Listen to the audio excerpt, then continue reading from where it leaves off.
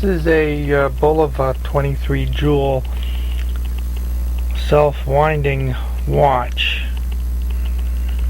I think they call it automatic.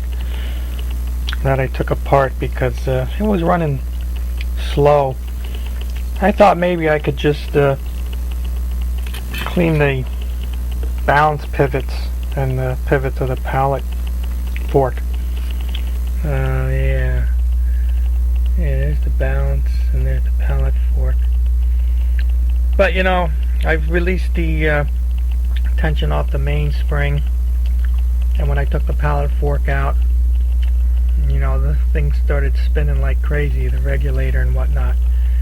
Oh, there's the barrel. I said, well, I gotta take the whole damn thing apart because something's obviously wrong. That's the pillar plate. Got rid of most of it. Yeah, so I took it apart, and almost all the way apart. I can't get this, there's a tool to take that off, but I don't have it, so I'm not going to pry it off because I'll probably bend or break something, so that's going to stay. And the barrel there and the mainspring just filled with dried grease. Dried grease in the cover too. That's why, even though I released the click, the mainspring didn't wind down because there's so much grease in there keeping it tight. But when I released the pallet fork, whew, that thing spun. That was upsetting. So I got all the little bitty pieces there. That's the regulator and I don't know, some other gears, and that's for the balance cock there, the hands there, and I got the dial there, and there's the auto winding part. I'm not going to take that apart, screw that. I'll just put some oil on it and nuts to that. But all this other junk I have to oil.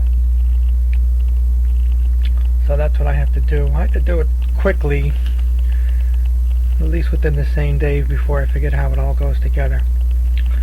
I just usually take apart pocket watches because they're pretty easy. Wrist watches are small and there's too many pieces. It's a pain in the ass.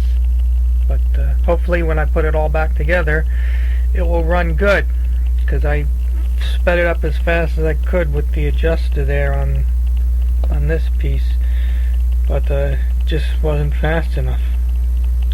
So maybe this is why, because of all the dried grease and oil and crap that's inside.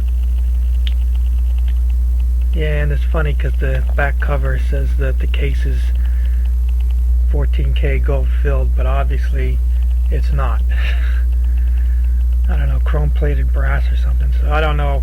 Got it at a flea market, so God knows, you know, what, maybe somebody put it together years ago.